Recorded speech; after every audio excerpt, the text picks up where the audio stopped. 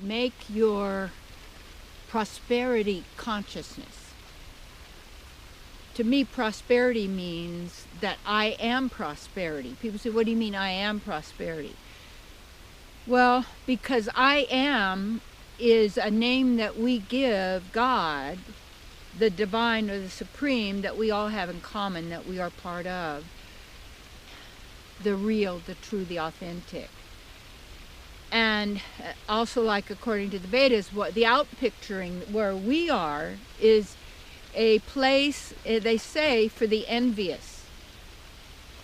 And you could see what envy does, because envy means I want what you have, I want you gone, and I want you dead.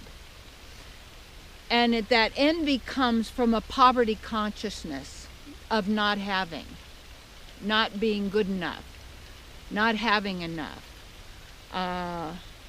being less than. These are all words, but these words have definitions, meanings that we have been given to us through dictionaries and language and such, that we have a deep acceptance of, because it's all so commonly known.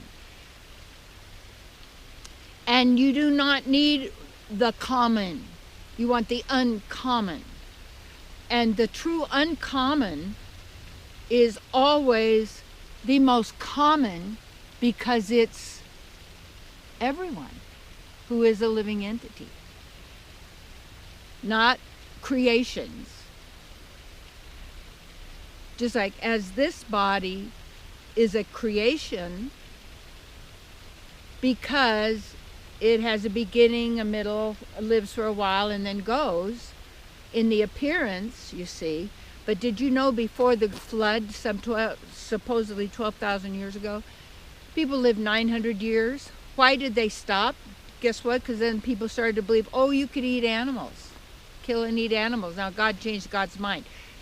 That is a lie. That never happened. But look what happened to people very fast. Look what happened. Look what happened to the battles. Look what happened to a lot of stuff that started going on.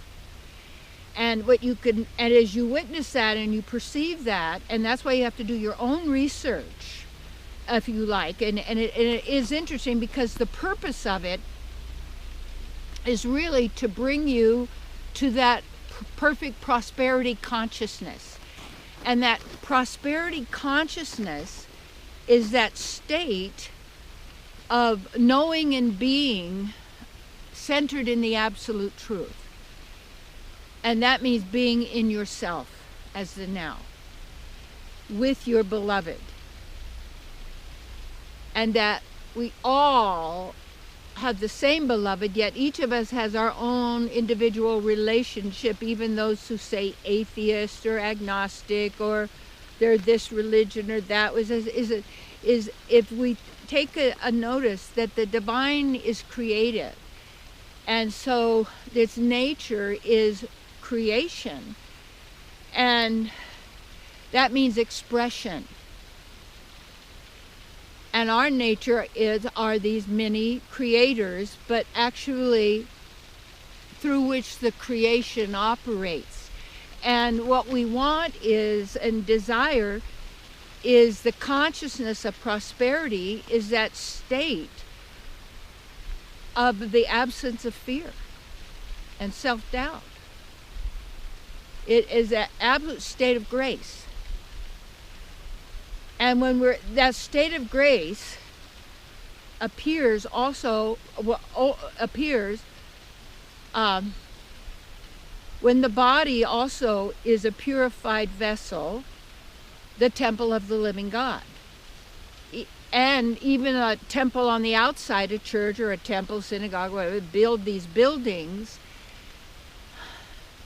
there is also the earth is actually really a temple of the manifestations of the love of the beloved, the divine, the male, the female, however you want to call that, spirit and matter.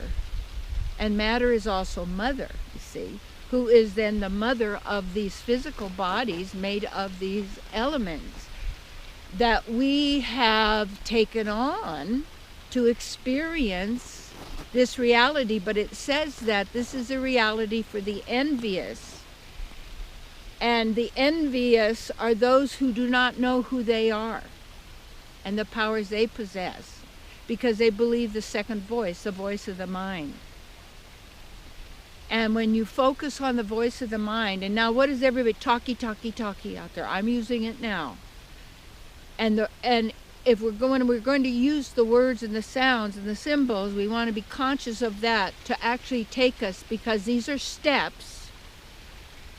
And as you take the steps are to get you to the place of the perfect prosperity consciousness, which is a state of absolute peace, joy, enthusiasm, compassion,